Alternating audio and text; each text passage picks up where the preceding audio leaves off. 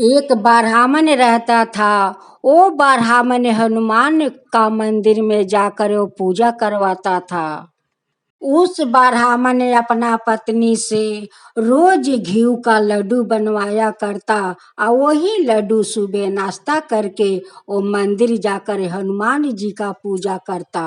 उस ब्राह्मण ने हनुमान जी को पूरा शरीर में पीला सिंदूर लगाया करता, पीला चादर ओढ़ाते थे, पीला लंगोटी पहनाते थे। हनुमान जी का 16 श्रृंगार करके वो भोग लगाता, तब जाकर वो पूजा करता था। उस ब्राह्मण ने अपने माथे में एक हनुमान का लेच जैसा अपना टिकिया रखा था। जब ब्राह्मण देव मंदिर में पूजा कराने जाते तो अपना टिकिया को एक खोपा बना लेते थे। ब्राह्मण देव लड्डू के सेवा कुछ से नाश्ता नहीं करते थे, वो शुद्ध लड्डू से नाश्ता करता था। एक दिन की बात है, ब्राह्मण देव लड्डू खाकर वो नहीं पानी पिया और नहीं अपना मुख धोआ, बस हाथ पैर धोकर वो मंदिर में पूजा करने के लिए निकल गया था। जब मंदिर में जाकर हनुमान जी का 16 श्रृंगार कर रहा था, तभी उनकी मुख से एक गंध निकलता है। वो गंध हनुमान जी का नाक तक पहुंच जाता है। हनुमान जी कहते हैं कि आज लगता है ब्राह्मण देव घी का लड्डू खाकर आया है, इसलिए इतना सुगंध गंध उनकी मुंह से आ रहा है।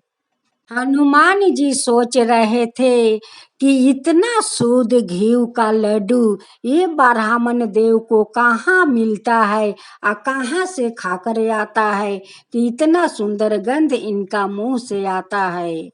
हनुमान जी एक दिन सोच रहे थे कि हमें इनका साथ जाना होगा। ये शुद्ध घी का लड्डू ये कहाँ से ब्राह्मण देव खाकर आ रहे हैं, तो मुझे इनका साथ जाकर मुझे पता लगाना होगा कि इतना शुद्ध घी का लड्डू कहाँ इनका मिलता है और कहाँ से खाकर आते हैं। ब्राह्मण देव अपना टिकिया को एक जूरा बनाकर रबट लगा देता और लगाकर अपना पीछे झूला देते थे। एक दिन हनुमान जी अपना शरीर को छोटे बना लेते हैं और बनाकर वही ब्राह्मण को खोपे पर जाकर बैठ जाते हैं और खोपे पर बैठकर उनके घर तक पहुंच जाता है। हनुमान जी ब्राह्मण के पीछे पीछे ब्राह्मणी का पीछे पीछे घूम रहे थे उनके घर में, लेकिन वो लोग का तो नजर नहीं आ रहे थे। इतना हनुमान जी छोटे थे कि सामने रहकर भी कोई उन्हें आंख से नहीं देख सकते थे। हनुमान जी तो पूरा घर में घूम रहे थे और देखता है कि घर में तो शुद्ध घी है, बेसन है, सब कुछ घर में रखे हुए है। हनुमान जी सोचने लगे कि ओ ये तो ब्राह्मणी शुद्ध घी के लड्डू बनाती है और ब्राह्मण देव वही लड्डू नाश्ता करके मंदिर में जाते हैं, उस लिए तो उनकी मुंह से इतना सुंदर गंध आता है। सारा रात हनुमान जी उसी ब्राह्मण का घर रह गया वो लड्डू देखने के लिए कि कहाँ से लड्डू आता है। जब सुबह हुआ तो ब्राह्मणी उठ कर वो उसी शुद्ध घी का लड्डू बना रही थी और बनाकर एक थाला में रख देती है और ब्राह्मण से कहती है कि ब्राह्मण देव आपका तो नाश्ता तैयार हो गया, मैं थाली में सजा कर रख दी हूँ, आप नाश्ता कर लीजिएगा।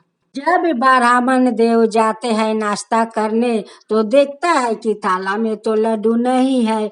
वो कहने लगे कि ब्राह्मणी अभी तक तुम मेरा नाश्ता तैयार नहीं की हो, मैं तो आपको लड्डू बनाकर या थैले में परोस कर आपका चौकी के ऊपर रख दी हूँ। जाकर ब्राह्मणी देखती है तो कहती है कि मैं तो यही पर थाला में सजा कर रख दी थी। ब्राह्मणी कहती है कि देखिए ब्राह्मण देव, हम लोग का घर में तो कोई आता नहीं है कि लड्डू चोरा कर और खाकर चला जाएगा। कहीं आप लड्डू खाकर तो मुझसे झूठ नहीं बोलते हैं। ब्राह्मण देव कहते हैं कि ब्राह्मणी मैं झूठ क्यों बोलूंगी। ब्राह्मणी फिर से शुद्ध घी का लड्डू बनाती है और ब्राह्मण को परोस कर वो नाश्ता करवाती है। जब ब्राह्मण देव नाश्ता कर लेते हैं, अब जाएंगे घर से मंदिर में पूजा करवाने। उस समय हनुमान जी उठकर उसी के खोपा में बैठ जाते हैं और मंदिर पहुंच जाते हैं।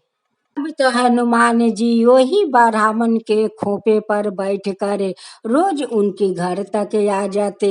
रोज ब्राह्मणी शुद्ध घी के लड्डू बनाकर जैसे बाहर निकलती वैसे हनुमान खा लेते। अब ब्राह्मण जब जाते खाने के लिए तो देखता कि थाला में तो एक भी लड्डू नहीं है। लेकिन हनुमान जी तो इतने छोटे थे, इतने छोटे कि किसी को नजर नहीं आते और ना कोई देख सकते। इतना अपना हनुमान जी चेहरे को छोटा बना लिया था। अब तो ब्राह्मणी अपना ब्राह्मण पर संदेह करने लगी कि ये तो ब्राह्मण देव खा लेते हैं और कहते हैं कि मैं अभी तक मैं नाश्ता नहीं किया हूँ। ब्राह्मण देव तो लड्डू के स्वाद पाकर हमसे डबल डबल लड्डू बनवा कर नाश्ता करते हैं। ब्राह्मणी कहती है कि हे ब्राह्मण देव, मैं तो डबल लड्डू बनाते बनाते थक गई हूँ, अब हमसे डबल लड्डू नहीं बनाया जाएगा। आप खुद बना कर खाइए, मैं तो अपना महके जाती हूँ।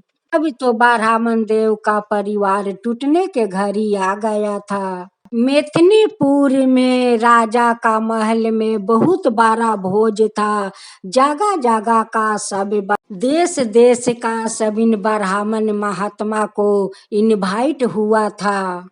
इन ब्राह्मण महात्मा लोग वो राजा का दरबार जाएंगे भोज करने। उस ब्राह्मण का भी इनवाइट हुआ था भोज खाने के लिए। अब तो ब्राह्मण देव मेदिनीपुर में पहुंच जाते, चौंक जाते हैं और क्या देखता है कि ये तो बहुत बड़ा महल है और इस महल में हम लोग का इनवाइट हुआ है। जब महल का अंदर ब्राह्मण देव जाते हैं तो क्या देखता है कि ये तो अंजनी माँ का महल है, तो केसरी बाबा का महल है। ब्राह्मण देव तो देख कर पहचान गया कि ये तो केसरी बाबा का महल है। जब महल के अंदर जाते हैं ब्राह्मण देव तो केसरी बाबा पर नजर पड़ता है। ब्राह्मण देव केसरी बाबा को प्रणाम करते हैं और केसरी बाबा ब्राह्मण देव को प्रणाम करते हैं। हनुमान जी तो बहुत चंचल और नटखट थे। अंजना माँ तो अपनी काम में उलझी थी। हनुमान आकर कहता है कि माँ, मुझे तो बहुत जोर का भूख लगा है माँ, मुझे लड्डू दो खाने के लिए माँ, मुझे तो बहुत जोर का भूख लगा है माँ, मुझे लड्डू दो माँ। माँ कहती है कि बेटा तुम थोड़ा ठहरो, मैं अभी तुम्हें लड्डू देता हूँ बेटा, थोड़ा तो ठहरो। हनुमान कहता है कि नहीं माँ, मुझे बहुत जोर का भूख लगा है माँ, बहुत जोर का भूख लगा है। माँ कहती है कि बेटा जब तुम्हारा जोर का भूख लगा है तो देखो द्वार पर केला के गाछ है, उसमें बहुत सारा केला के घवद है, उसमें बहुत सारा केला पके हुए है, जाओ कई केला तोड़ कर खा लो बेटा। उस घड़ी तो सुबह के समय था। जब हनुमान जाकर केले के गाछ देखता है तो उनकी नजर सोझा आकाश पर पड़ जाता है। उस समय सूर्य देव लाली दे रहा था, वो अपना प्रकाश निकाल रहा था। हनुमान लाल फल समझकर जाकर सूर्य देव को ये गिन लेता है और सारा दुनिया अंधेरा छा जाता है और चारों ओर हाहाकार मच जाता है। हनुमान आकर अपनी माँ से कहता है कि माँ, इतना अंधकार क्यों छा गया माँ, क्यों छा गया। माँ कहती है कि बेटा पता नहीं कि क्यों इतना अंधकार हो गया। जब माँ पीछे मुड़ कर देखती है हनुमान को तो उनकी पेट के अंदर एक लाल दिखाई दे रहा था। माँ अपना हनुमान से कहती है कि बेटा तेरे पेट में इतना लाली क्यों छाए हुए है। हनुमान कहता है कि माँ मुझे पता नहीं कि क्यों मेरे पेट में इतना लाली क्यों फैल रहा है माँ। माँ देखती है हनुमान के पेट में कि लाली और रोशनी दोनों दिखाई दे रहा है। माँ कहती है कि हनुमान तू कहीं आकाश पर तो नहीं गए थे। हनुमान कहता है कि मैं गए थे माँ, मैं गए थे। जब मैं बाहर जाकर केरा देख रहा था तब मेरा नजर आकाश पर चला गया। देखती हूँ कि लाल कुछ निकल रहा है। मैं लाल फल समझ कर निगल गया माँ। वही देखो लाली मेरे पेट में दिखाई दे रहा है माँ, वही लाली दिखाई दे रहा है माँ। अंजना माँ अपना पुत्रा को हरकत देख कर उन्हें उल्टा पाँव झुला देती है और झुलाकर उनकी रीढ़ पर ऐसे मार मारती है कि सूरज भगवान बाहर निकल आते हैं और चारों दिशाओं में रोशनी फैल गया। ब्राह्मण देव कहते हैं कि ये हनुमान आज तो आप अद्भुत लीला देखा करे, हमें तो आप धन कर दिया। हे हनुमान हमें तो आप धन कर दिया। ब्राह्मण देव उस राजा का महल से भोजन करके आते हैं और अपना घर अपना आकर पत्नी से सारा बात बताते हैं। पत्नी से कहते हैं कि हे ब्राह्मणी आज तो मैं धन हो गया, आज तो मैं धन हो गया। ब्राह्मणी कहती है कि ब्राह्मण देव ऐसा आप क्या देख लिया कि आप बोलते हैं कि धन हो गया, धन हो गया। भगवान को देख लिया है क्या। ब्राह्मण कहते हैं कि हाँ ब्राह्मणी मैं तो भगवान को देख लिया। आज जानती हो आज हनुमान को मैं अद्भुत लीला देखा।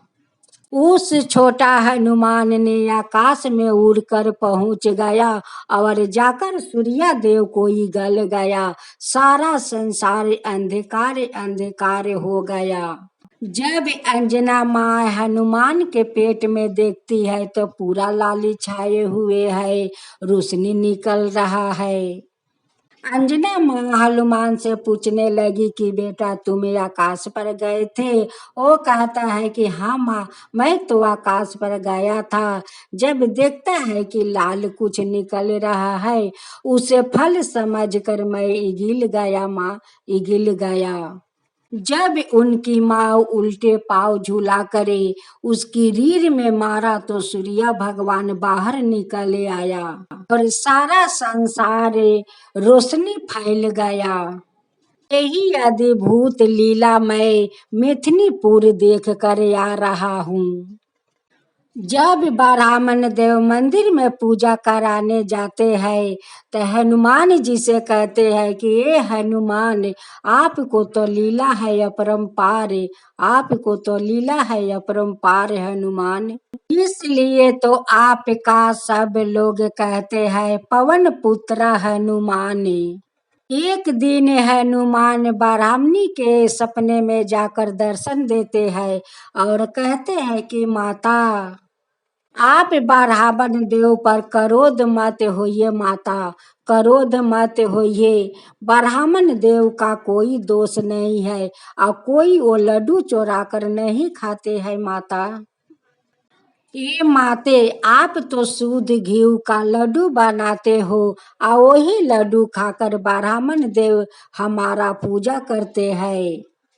एक दिन शायद ब्राह्मण देव पानी नहीं पिया और नहीं अपना मुख धोआ, उस लिए मेरे पूजा कर रहे थे तो उनकी मुंह से शुद्ध घी का लड्डू का गंध आ रहा था। उसी लड्डू के कारण माता ब्राह्मण देव का खोपे पर मैं बैठ कर आपका घर तक आ गया माता, वही लड्डू का पता लगाने के लिए। यहाँ पर आकर देखता हूँ कि माता आप शुद्ध घी को लड्डू बनाती हो, कितना स्वादिष्ट बनाती हो माता, कितना स्वादिष्ट बनाती हो। जब आप ब्राह्मण देव के लिए नाश्ते में लड्डू परोसती माता, वो लड्डू मैं खा जाता था माता। वो ब्राह्मण देव नहीं खा रहे थे माता, वो तो मैं खा रहा था। ब्राह्मण देव से आप गुस्सा मत होइए माता, मत होइए। आज उनके कारण तो माता मुझे आज उसी ब्राह्मण देव के कारण तो मुझे शुद्ध घी का लड्डू खाने को मिला है माता, खाने को मिला है। वही शुद्ध घी का लड्डू खाकर हनुमान जी ब्राह्मण का घर अन्न धन से भर देते हैं। माता आपका घर मैं धन से भर देती हूँ, आपका महके जाने को अब कोई जरूरत नहीं है माता, कोई जरूरत नहीं है। ब्राह्मणी कहती है कि हनुमान आज से मैं रोज तुम्हारे लिए 5 लड्डू शुद्ध घी का बनाऊंगी, आपको ब्राह्मण देव ले जाकर अपना हाथ से भोग लगाएंगे। ये हनुमान जैसे अपना अनोखी लीला वो ब्राह्मण को दिखाया, उनके घर अन्न धन से भर दिया, वैसे ही सबका ऊपर कृपा कीजिए, वैसे ही सबका ऊपर कृपा कीजिए। ये हनुमान जो आपका कथा सुनाता है, जो सुनता है, जो हुकारी पड़ता है, उन सब पर कृपा कीजिए, उन सब पर कृपा कीजिए। हे हनुमान उन सब पर कृपा कीजिए। हनुमान जी की जय हो, हनुमान जी की जय हो।